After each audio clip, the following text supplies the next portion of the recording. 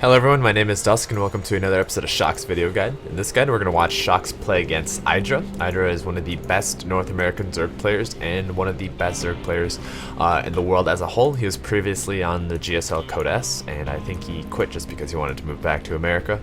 But anyway, I'm going to watch Shokz play EGIdrA. The map is Antigua Shipyard, and on this map, there's some really weird interplay that happens between Terran versus Zerg. First of all, as you can see, there's some asymmetrical imbalance, which means that the Terran's third is basically really close to the Zerg's main, and that makes it really hard for Zerg to defend against mid and early game Terran attacks. However, once the Zerg player gets to the late game, there becomes a much needed shift in the Zerg versus Terran paradigm, in which the Zerg player gets an upper hand because the Terran player has a really hard time countering Broodlords since the Ghost nerf in damage. And so we're going to watch how that plays out and how Shokz may or may not take advantage of this during the course of his play. So he's going to start out with the most respectful Terran versus Zerg opener.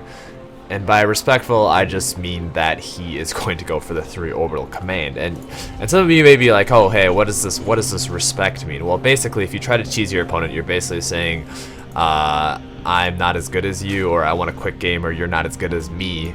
I want to end this game quickly. When you're going for a macro game, you're saying I respect you as an opponent and I want to drag this game out as much as possible to see who truly is the best player. And so the triple orbital command build, you guys haven't watched the previous videos, is going to be fairly straightforward. You're going to start with a Hellion expand, and then instead of getting you just delay your second gas basically a little bit, so yeah, you get a 3rd orbital command. And this is the build that Shokz does every single game against Zerg, just because it's the most solid way to play, and it helps you get better because it gets you into the late game. Now, that being said, Terran really isn't that good against Zerg on really close position late game, but still, it's just a solid way to play. And especially on the maps such as Antigua Shipyard, you have your really close and nested third, so it makes it really popular to do the triple orbital command build, as basically all you would have to do is settle down into this middle area with a few bunkers, supply depots, and siege shanks. You'll be fine and dandy against every kind of Zerg harassment that they can put out until Broodlords do come out into play. And so we're going to start with the 10 supply depot, 12 racks, 13 gas, and then you're going to build 2 marines. Wait, actually, I think Shokz is going for the command center first, never mind. And so he's going to be building his factory right after his he gets enough minerals. He already has the 100 gas, and so this is a little bit more greedy. Most players like to get their factory first and then the command center, but I guess Shokz knows EGIdrA a little bit more, and so he knows EGIdrA is very unlikely to cheese, and so he is going for the little slightly greedier command center before factory, but overall it really doesn't do that much of a difference. Now we're going to see Shokz place down a bunker. This is basically essential just so that EGIdrA doesn't run in with a bunch of speedlings and end the game immediately. After your first 100 gas is going to be going towards the factory. After that, you're going to be making a reactor. And then after the reactor and factory is done, you can obviously swap. And just a quick tip, if you guys start your reactor at around 400 health of the factory, you can still swap it in time. So as you can see, he's going to lift up the factory first, place it directly over the reactor. Well, Shokz isn't doing it this game, but something that he could do to improve his timings is basically lift up the factory when it's done first, and then position it over the barracks right as the reactor is done. He would obviously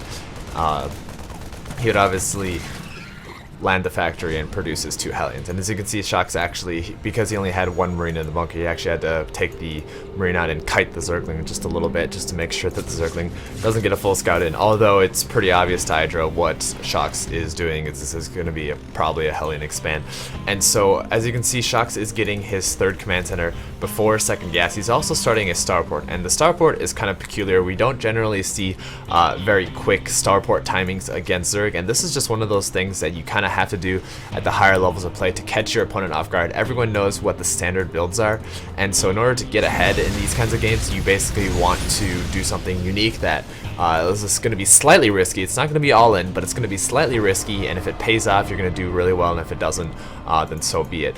And so with the starport, you're going to be going for a fast Banshee, and as you can see, the tech lab is being made by the barracks right here. You really don't need to start your stim and combat shield research anytime soon, just because you're going to be starting both on one barracks, and so you're trying to aim for the 11 to 13 minute push. As you can see, Shokz is only on one gas, so he's not committing to any kind of cloaked play from Banshee, as obviously you can't support it, and he's just going to be making one Banshee and swapping it right from there. Also, as you can see, Shokz has 4 Hellions. A 5th one is on the way, and these Hellions are basically just to prevent creep spread. And so he's placing them at the bottom of the ramp, and you might say, well, why isn't he placing at the top? You know, you want to maximize the amount of area that Zerg cannot take. And I believe the reason is just because when you go up the ramp, you have this massive concave, and it makes it really easy for Zerglings to try. But when you're at the bottom, all the Zerglings have to go through a smaller choke, and this is one of the main mistakes that Shokz actually made right there. When you're doing this kind of Hellion camping outside of the Zerg's base, it's super crucial to be constantly panning to them. And by what I mean is, you know, you're going back to your base, you're gonna macro, and then you're gonna basically put all the stuff on 1 or 2. As you can see, Shokz is Banshee on 1, but you should always put the stuff on 1 or 2. And it's just going to make it really easy for you to keep track of your Hellions and not lose everything like that. Now, granted, Shokz was microing this Banshee. It does have 2 kills, so that may have been a factor in him losing the Hellions, but I feel like losing the Hellions is much more important than getting a few kills on your Banshee. Now, what losing those Hellions basically did for EGIdrA is that he gets complete Zerg control, complete map control. He can spread creep wherever he pleases, and he gets the Zelnaga Tower, and basically he gets map control of the entire map all the way up to the Zerg's or the Terran's base to right about here. Now, with this Banshee, however, the Terran player is able to prevent the Zerg's 3rd, which is extremely important. So as you can see at the income, the Terran's base is slightly ahead because of the mules, and he also has his 3rd command center up, while EGIdrA does not yet have his have his hatchery even started. It's already into an orbital, and very nice play from Shokz, sniping that drone just before it can turn into a hatchery. And if it can turn into a hatchery, obviously the Banshee would be shooed away by the Queen, and the 3rd would be allowed to go up. But right now he just delayed it by about 10 to 20 seconds, and that's pretty significant in getting a 3rd, especially when the Terran player is already having his own 3rd up. And as you can see, Shokz is not deciding to push on the low ground. This is a smart move, just because when you push on the low ground, you change the surface area you have to defend from this much to this much, and it becomes a much easier for the Zerg player to attack you, especially with this back area here. And so when the time that you want to move into your 3rd is basically at around 60 workers, and that's when you can fully utilize having the additional mineral patches. Otherwise, you know, keeping your orbital in your main base is great, because if they do decide to take if they do decide to all in you and you're not hyperextended as you are right here, then you've basically won the game because you have a 3rd command center. Now, EGIdrA obviously not known for his all-inning, but as you can see at this point, because of that small Banshee, usage, he's slightly ahead now in workers. He's actually significantly ahead, and he has his 3rd up, while EGIdrA does not yet have his completed.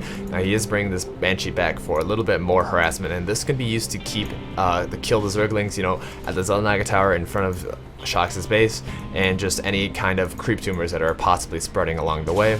As you can see, one Banshee is very annoying for the Zerg player, but multiple Banshees are not that good. And because the metagame shifted from EGIdrA, or from Zerg players going for Mutiling into Ling Infestor, it's a lot more viable for Shokz to do this kind of Banshee play. Now, if EGIdrA did decide to go Mutilist, this Banshee would basically be completely useless, especially without Cloak, and Shokz actually made a pretty big mistake of losing it right there.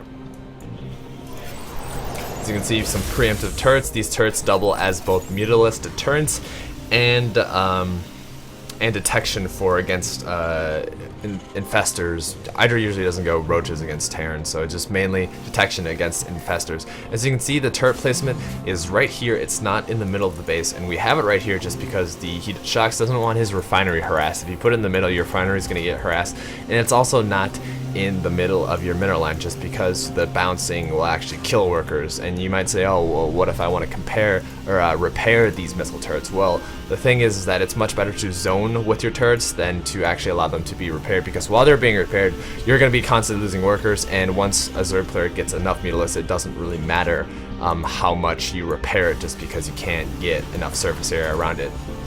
And so putting it out here, basically the Zerg Mutilists are going to come in, they're going to try to kill this missile turret, and it gives time for Shokz to bring his Marines in. If you put it just in the middle, the Zerg's going to kill workers regardless, and so it's always better just to lose missile turrets than workers, obviously. So you can see really nice turret placement, or siege tank placement by Shokz, and this is going to be around the time when his combat shield is going to be finished. As you can see, combat shield is about to finish, and so he's moving out for a push. And as you can see from the Zerg player, he's got a lot of infestors and a lot of well upgraded Zerglings. I believe they're at 1-2 right now, and as you can see, the Zerg player actually prioritized getting his armor first, and that's just because if you have 1 point in the Zerg carapace, your siege tanks no longer one-shot Zerglings, which is extremely important. Very nice play from EGIdrA right now, and this is one of the mistakes that Shokz has made. He did not scan forward, and it's extremely important to scan forward just because you're going to be able to scan out any of the burrowed banelings that the Zerg player may or may not have, and also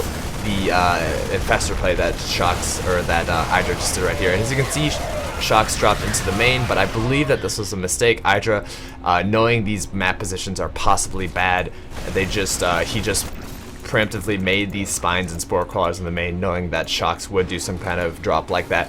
And spines and spores are really good against Marines compared to their costs, compared to Zerglings, just because, you know, siege tanks won't be able to splash on multiple spines and spores, and a spine is basically 150 minerals, so that's 6 slings, and I believe 6 slings are not going to be able to kill as much as a single spine crawler, especially if you're if the Terran player is only dropping small amounts of ling at a time. As you can see, the Zerg player, in this case EGIdrA, actually teched up really fast. He's going for that infestor ling style, which allows you to tech extremely fast just because you're not using any gas on Mutalisk. You're using your gas on infestors, which are basically good all game. Mutalisk kind of drop off near the end of the game, but infestors are good all game, and also the infestation pit is a prerequisite for the Broodlord technology, and so that basically allows him to tech up really fast and get these Broodlords out by 6 minutes, 16 minutes, and so this is the time that it's not like the Terran has lost, but he's got very limited options to combat these. He needs a lot of previously, before the Ghosts got nerfed, this entire composition would be copied by pure Ghosts, as Ghosts obviously destroy Lings, even though Marines are better cost effective. They destroy Infestors and they destroy Broodlords with their snipe, but now because of the massive Ghost nerf, they're really, really useless, and Broodlords are kind of considered a hard counter to siege tanks because they can't go into siege mode. And so the ideal composition for what a Terran player would do at this point is basically he would go and attack as much of the Zerg's, you know, outer expansions as possible, the 3rd, the 4th, and any kind of other expansions, and then he would go for a Viking, Thor, Marine style. And Thors are really not that bad against Broodlords, ironically, even though Thors don't do bonus damage. They're just there to basically take damage and do, you know, mediocre amounts of damage. They're also not very susceptible to fungal like Marines are. And so what basically is going to happen is your Marines are going to shoot at the Broodlings, and your Marines are going to sometimes shoot at the Zerglings, and your Marines are going to sometimes shoot at the Infestors or Broodlords, depending on the range. But your main damage output is going to come from your Thors and Vikings. And so that is kind of a weird composition to go against Ling, Infestor, Broodlord, but it's the best option that Terrans have currently. As you can see, Shokz is just primarily focusing on getting out these Vikings, getting out these Thors, and he's just he doesn't have time to actually get reactors. This is very important. If you're going to plan to go into Viking production and you need them immediately, don't get reactors, just because getting a reactor takes about the same time as getting a starport. And so what he's doing right now is very nice. He's trying to get rid of his siege tanks, and I don't mean like he's trying to throw away them purposely, but what I basically mean is that he's trying to trade them cost effectively against a Zerg player. And this is just because Thors or siege tanks are completely useless against Broodlords. They make your army actually worse than Broodlords, and if your army is if you're fighting a pure Broodlord, Infestor, Ling army, it's actually better just to not have your siege tanks sieged up. And so as you can see, Shokz is just moving his army as further away from his main base as possible. He's trying to take exterior expansions, but obviously this one's not going to go up. And he's just trying to counterattack as much as possible with his Marine tank army. Now this attack is good, but as you can see, this attack is definitely going to die. And although this attack is on the complete opposite side of EGIdRA's base, it's going to die, and then Shokz's base is just going to be completely wide open. Now what I would like to have seen is that Shokz go for this base instead. If he did decide to go for this base, the 3rd wouldn't matter so much, as EGIdRA's already been mining from the 3rd. Now granted, the 3rd does have still significant amounts of minerals, but 2,500 for these normal patches, or 1,500 is a lot more than these 800 mineral patches that that these have at EGIdRA's third. Now, one of the things that I did like from Shokz is that basically he saw that the enemy went Infestor, Corruptor, Zergling, and so what he did was just send in one Viking at a time. Now, one Viking at a time is going to be extremely annoying for the Zerg player because he's going to have to use multiple Fungals and possibly an Infested Terran or two just to kill the single Viking, and so that basically helps Shokz whittle down the infestor energy. Now, granted, this isn't a really good way to kill the army as a whole, but it's just something that you guys should keep in mind if you do have excess amounts of Vikings. Just send in your Vikings at a time. Make sure they're not clumped, obviously, for the fungal growth, and just try to attack. Now, at this point, Shokz's counterattacks have not yet worked. He has not been able to kill this 4th expansion, which is pretty crucial, and so he's just going to be continually going for a counterattack. These siege tanks at this point are really not that useful, and he's only got 3 starports without reactive producing Vikings. So one of the only options he's got left is go for a counterattack, but as you can see, these 2 medevacs going to the main of Shokz main of EGIdRA should probably be paying attention a little bit more, but he dropped directly into Spore Crawlers and Spine Crawlers, and so they're basically dead. And then this medevac, you know, better multitasking from EGIdRA, was able to pick that off fairly easy. And so at this point, it's basically over. I'm going to fast forward it to the end. And Shokz just is without resources. His 4th was denied, and he was not able to destroy the 4th of EGIdRA's, which basically allowed EGIdRA to just continually pressure on and trade a little bit more cost effectively than Shokz. And so I just want to go over some crucial points of this game. First of all, during the mid game of Shokz, he did something very nice, and because the metagame shifted from going mutaless, Terrans can now open a little bit better with Banshees, and so that single Banshee, don't get cloaked, 1 gas, single Banshee, that's able to deny creep tumors, that's able to deny the 3rd if you snipe the drone. It doesn't even matter if the queen's there, you just snipe the drone, and the 3rd's basically denied. Now, one of the mistakes that Shokz did was not pay attention to his Hellions very well.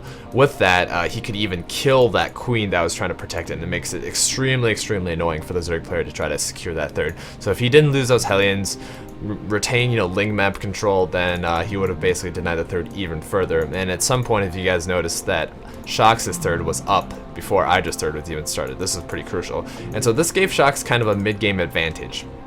Now, one of the mistakes that Shokz did was that he attacked, and he just didn't attack quick enough. His attack started at around 14 minutes, but at 16:30, EGIdRA already had Broodlords. Now, because EGIdRA knows on these these asymmetrical maps, it's going to be very close, and so he might have rushed towards them. But because they're so close, he should have just attacked sooner. And if he did attack sooner before the Broodlords came on, instead of just slow pushing, he should have just scanned it and saw, okay, there's no burrowed banding, so we can just move straight into attack.